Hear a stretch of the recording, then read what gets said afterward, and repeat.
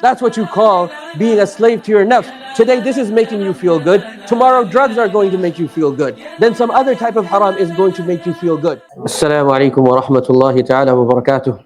Alhamdulillah. Alhamdulillahi hamdan yuwafi ni'amah wa yukafi'u mazidah. يا ربنا لك الحمد كما ينبغي لجلال وجهك وعظيم سلطانك. لك الحمد كما أنت أهله ولك الثناء كما أنت أهله. اللهم فصل وسلم على سيدنا محمد وعلى آله وصحبه صلاة وسلاما دائمين متلازمين إلى يوم الدين. وبعد، فيقول الله عز وجل: وأنا اخترتك فاستمع لما يوحى إنني أنا الله لا إله إلا أنا فاعبدني وأقم الصلاة لذكري. وقال تعالى: يا أيها المدثر قم فأنذر وربك فكبر وثيابك فطهر. صدق الله العظيم. The conditions of the ummah is such that as much as I try to smile and as much as I try to spread cheer, the condition of the ummah is such where it's really trying to mask my inner feelings, as I'm sure we all are trying to mask our inner feelings and continue with our day-to-day activities. I want to say that I'll keep it short and sweet, but perhaps it might just be short and bitter.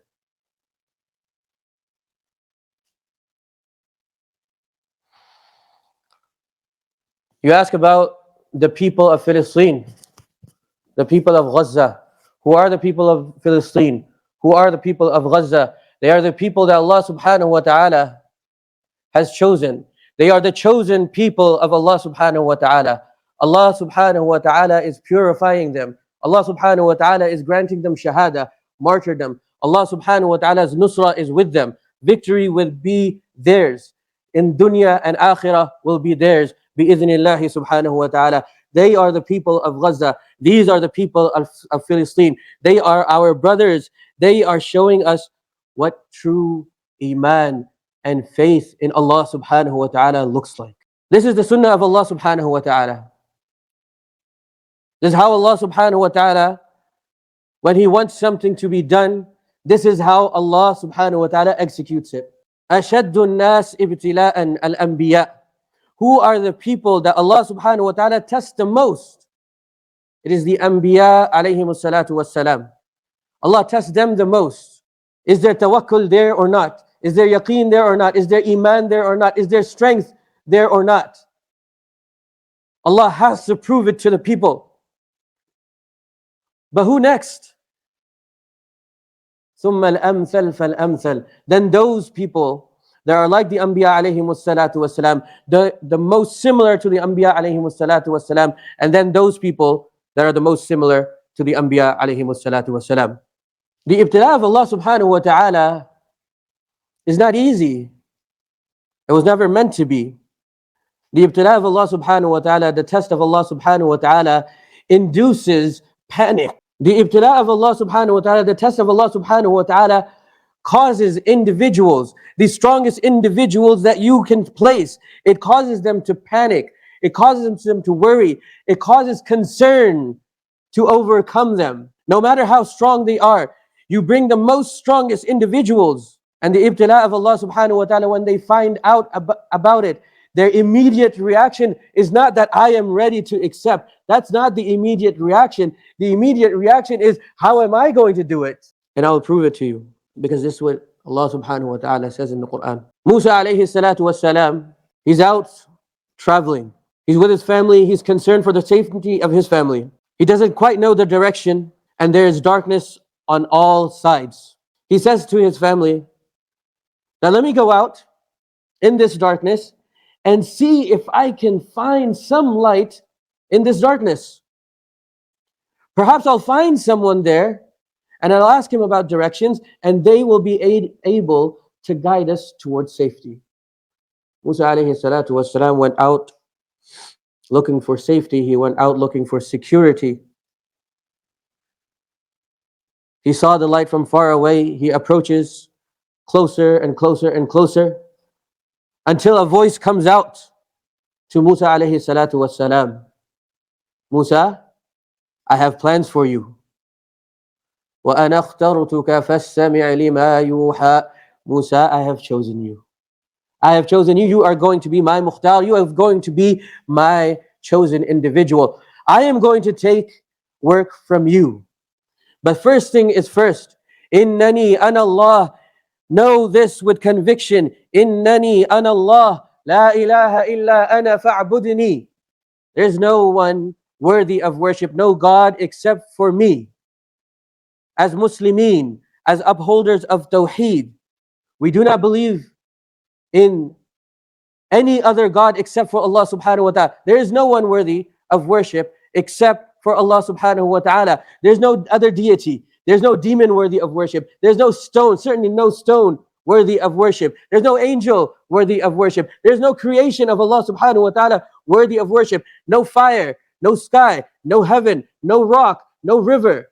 Innani ana Allah, la ilaha illa ana fa'budni. It is Allah subhanahu wa ta'ala, the most high, the creator subhanahu wa ta'ala. And then it is the creation. There is equality amongst the creation. We are all ibadallah. We are all khalqullah of Allah subhanahu wa ta'ala. We are all the makhluk and creation of Allah subhanahu wa ta'ala. The most important message: leave the slavery, leave the worship of everything else. Worship me alone. Worship Allah subhanahu wa ta'ala alone. That is where your freedom is. That is where your freedom is. Submit yourself to Allah subhanahu wa ta'ala. If you don't submit yourself to Allah subhanahu wa ta'ala, if you don't worship Allah subhanahu wa ta'ala, you in the end, eventually, ultimately, are going to worship something else. And if it's nothing, you believe that you are an atheist, you believe that you don't believe in a God, you are going to be the slave of your nafs, the most dangerous of all creation, the one who does things simply because it makes that person feel good. A lot of times people ask, why is Jannah only for the believers? Why is Jannah only for the believers? We say to those people that look at those people that do good, that don't believe in Allah subhanahu wa ta'ala. Those people, like the celebrities, they go and they make hospitals, they make charity organizations, and they do a lot of donation work. They build giant hospitals in the middle of Africa and wells and these things, all things that you would presume to be good. But if you ask them, why are you spending so much money? Why are you doing this? They would ultimately reply invariably with one thing and one thing only, and that is, it makes me feel good. That's what you call being a slave to your nafs. Today this is making you feel good. Tomorrow drugs are going to make you feel good. Then some other type of haram is going to make you feel good. More important than actions is the intention behind the action. More important than the action itself is the intention behind the action. Is your intention to please Allah subhanahu wa ta'ala, thereby earning the pleasure of Allah subhanahu wa ta'ala, or is it something else? And if it's something else, then Allah will give that to you. Allah will give it to you. You wanted peace of mind. You wanted your heart to feel good. Allah will give it to you. If that's what you really want in life, and that's why you do good deeds, نُوَفِّي إِلَيْهِمْ أَعْمَالَهُم. We're going to give them. Allah subhanahu wa ta'ala is not going to reject those actions. He'll accept those actions and He'll give you what you want from them. I digress. Musa alayhi salatu wasalam, he's out in the jungle.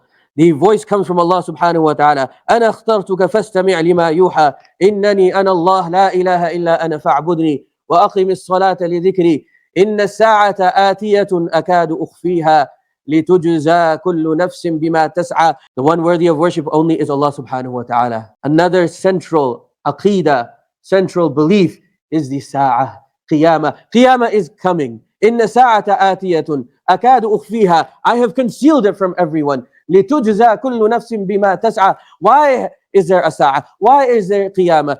Qiyamah is there. لِتُجْزَى كُلُّ نَفْسٍ بِمَا تَسْعَى. Whatever you strive for, Allah will pay you back on that day. There needs to be some type of justice. Justice will be established, but true justice will be established as-sa'ah, at the time that Allah subhanahu wa ta'ala has appointed. The conversation continues and Allah subhanahu wa ta'ala asks, وَمَا تِلْكَ بِيَمِينِكَ يَا مُوسَى.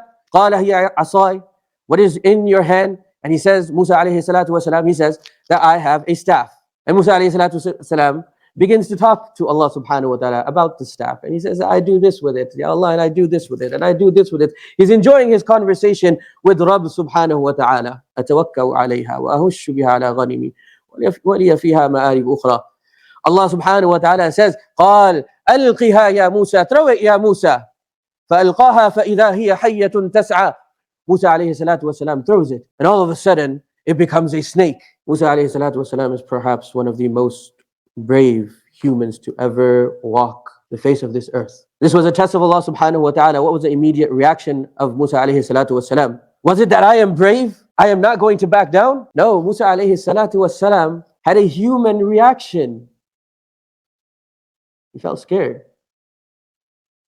Musa alayhi salatu wasalam felt scared. Allah subhanahu wa ta'ala assured him, لا تخف. Allah subhanahu wa ta'ala assured him. He said, لا تخف. Then Allah informed Musa alayhi salatu wasalam, اذهب إلى فرعون.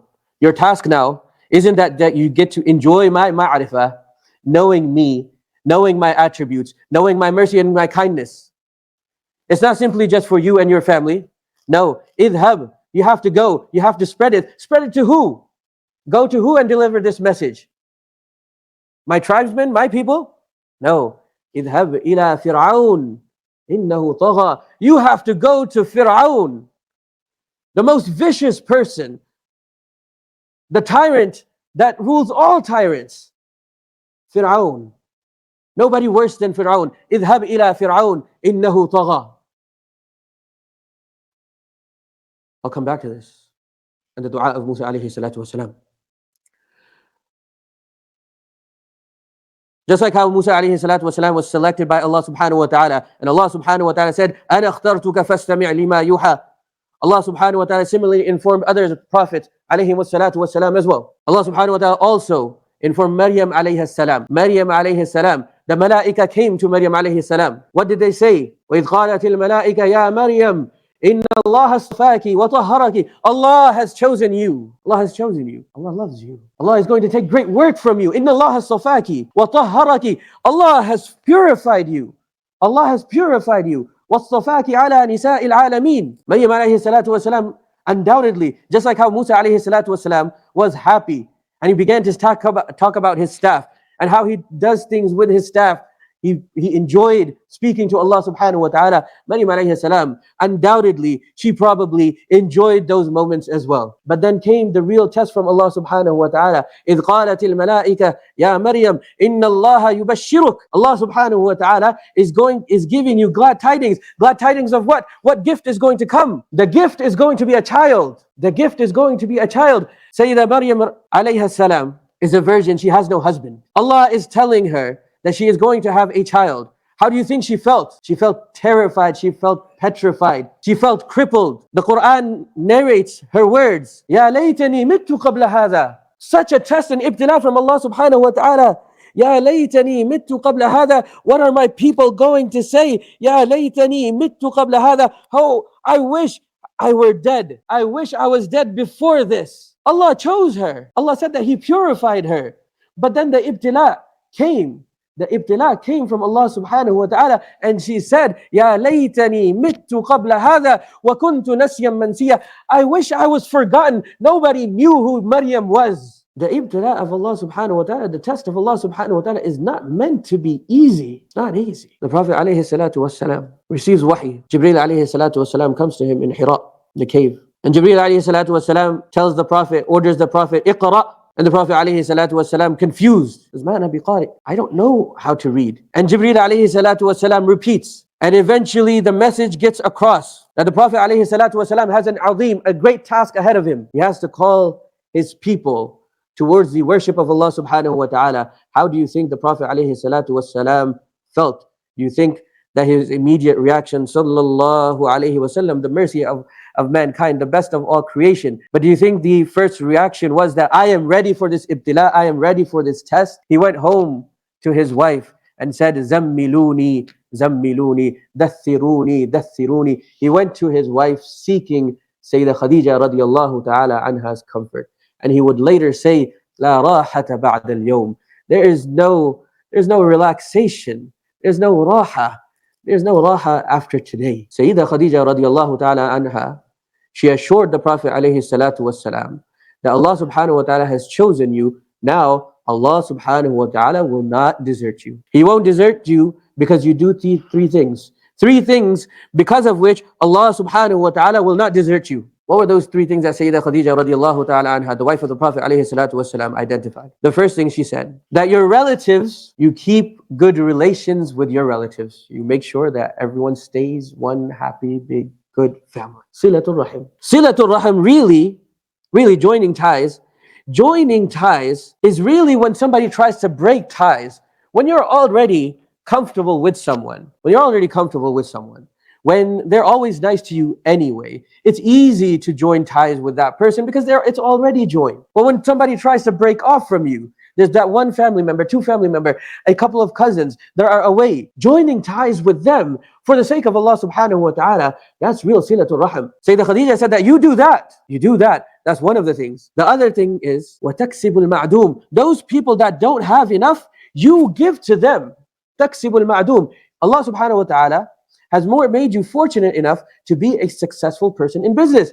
And I've seen that you give to them. You give to those that have no one to take care of them. That's the second thing. The third thing is وَتُعِينُ عَلَى نَوَائِبِ الْحَقِّ. Whenever calamity, whenever calamity strikes, whenever difficulty strikes, whenever something bad happens in the world, تُعِينُ عَلَى نَوَائِبِ الْحَقِّ. You are there helping those people that are in distress, that are in calamity. These three things I see in you. And other narrations mention other things as well. But they pretty much center around these three main points. Sayyidah Khadija radiallahu ta'ala anha said, you don't need to fear anything. Allah has chosen you. Now that He has chosen you, Allah will take work from you as well. He is not going to abandon you. Coming back to Musa alayhi salatu wasalam and his dua. Allah subhanahu wa ta'ala has just informed him, اذهب إلى فرعون إنه طغى. Your task is great. You have to go and face a tyrant. You have to face someone with extreme and unmeasurable power. Musa alayhi salatu wasalam, at this point he knows there's Allah subhanahu wa ta'ala, and if Allah subhanahu wa ta'ala really wants something done, is there any power in this world that can stop the will of Allah subhanahu wa ta'ala? The will of Allah subhanahu wa ta'ala, whatever Allah subhanahu wa ta'ala wants to be done will be done. Musa alayhi salatu wasalam knows that. But it can be done with Musa alayhi salatu wasalam, but it can be done without Musa alayhi salatu wasalam. The will of Allah subhanahu wa ta'ala will happen, it will take place. But it can happen with us as members of the ummah of the Prophet alayhi salatu wasalam, working towards a common goal. But Allah is independent. He doesn't need us. It can happen without us as well. If Allah subhanahu wa ta'ala didn't need Musa alayhi salatu wasalam, who are we? Musa alayhi salatu wasalam asked Allah subhanahu wa ta'ala, Rabbi shrah li sadri. Oh Allah, open my chest. What does that mean? That means confidence. That means conviction. Give me confidence. Give me conviction. Give me capability so that I may do your work. Rabbi shrah li sadri wa yassir li amri. The will of Allah subhanahu wa ta'ala will happen. It can be easy. It can be hard as well. Musa alayhi salatu wasalam knows this. Allah, whatever He wants to happen will happen. But it could be easy, it could be hard. As a slave of Allah subhanahu wa ta'ala, as a servant of Allah subhanahu wa ta'ala, and as slaves and servants ourselves, we don't go out looking for test. We don't go out looking for ibtila. We don't have that type of audacity. We don't show that attitude to Allah subhanahu wa ta'ala. We present ourselves to Allah subhanahu wa ta'ala as humble servants to Allah subhanahu wa ta'ala, as weak, as incapable. You might think to yourself, this initial reaction that Maryam alayhi salam had, the initial reaction that Musa alayhi salatu wasalam had, the initial reaction that the Prophet alayhi salatu wasalam had, and the initial reaction that we so often have when we hear about the test of Allah subhanahu wa ta'ala, about the trials of Allah subhanahu wa ta'ala, about the difficulties that our Muslim brothers are going, that panic and that gut instinct to complain. Why did Allah subhanahu wa ta'ala put it there? Wouldn't it be better if Allah subhanahu wa ta'ala just gave us strength? Wouldn't that be so much easier? No. Because your true strength doesn't lie in the way that you speak. It doesn't lie in your muscles. It doesn't lie in how good you are at war. It doesn't lie in your weapons. And this is good news for us. We're weak people. We have no weapons. We have nothing that we could do. Your true strength lies in your ability to complain. Can you complain? Oh, yeah. We can complain. We know how to do that. Can you kick? Can you scream? Can you pout? Can you show attitude? Can you do all of those things? Oh, we're really good at that. We're really good at that. That's how there will be a change in the world. If we take all of these things that people look at as weaknesses, if we take our tears, if we take our crying, if we take our complaining, we take all of that energy that looks to be weakness, that looks to be useless, if we take all of that and we present it to Allah subhanahu wa ta'ala, if we present that to Allah subhanahu wa ta'ala, and if we kicked and we screamed and we begged and we insisted, would Allah not listen? Would Allah not listen? Allah is more merciful than our mothers. If we go to our mom and we say, I want this. Mom, I want this for Eid. Mom, I want this. I want to do this. Mom, let me do this. Mom, you gave this person this. You gave so-and-so this. You gave my brother this. Mom, it seems like you love him more than you love me. We know our way, how to get from our mothers, how to get from our parents, how to get from our elders, where we are well versed in that. We need to take that same energy. And that's what the Anbiya alayhi salatu wasalam did. You talk about complaining as a bad thing. The Anbiya alayhi salatu wasalam, they complain to Allah subhanahu wa ta'ala. The most high of Anbiya alayhi salatu wasalam, they complain to Allah subhanahu wa ta'ala. You don't have to take my word for it. It comes in the Quran. Yaqub alayhi salatu wasalam, the father of Yusuf alayhi salatu wasalam, what does he say? He says, إِنَّمَا أشكو بثي وحزني إلى الله. Ashku, shikaya. I complain. He's being put through tests. His sons are being taken away from him. He doesn't say that this is the ibtila of Allah subhanahu wa ta'ala. I am strong. He doesn't show audacity in front of Allah subhanahu wa ta'ala. He says, Ashku, I complain about my state to Allah subhanahu wa ta'ala. Bathi wa huzni, my grief, I present it to Allah subhanahu wa ta'ala. I complain to Allah subhanahu wa ta'ala. Zakaria alayhi salatu wasalam, when he wanted a child from Allah subhanahu wa ta'ala, what did he say? Inni wahan al-azmu minni. Ya Allah, he didn't say, Ya Allah, I have great muscles. Inni wahan al-azmu, my bones are weak, Ya Allah. Ya Allah, my bones are weak. Washta'ala ra'su shayba. Ya Allah, my head is ablaze in white hair. I can't do it, Ya Allah. But Ya Allah, you can do it. These were the conversations that changed the world in the past. And these are the types of conversations, those munajat, those secret conversations that you have with Allah subhanahu wa ta'ala that will change the world today, presently. So we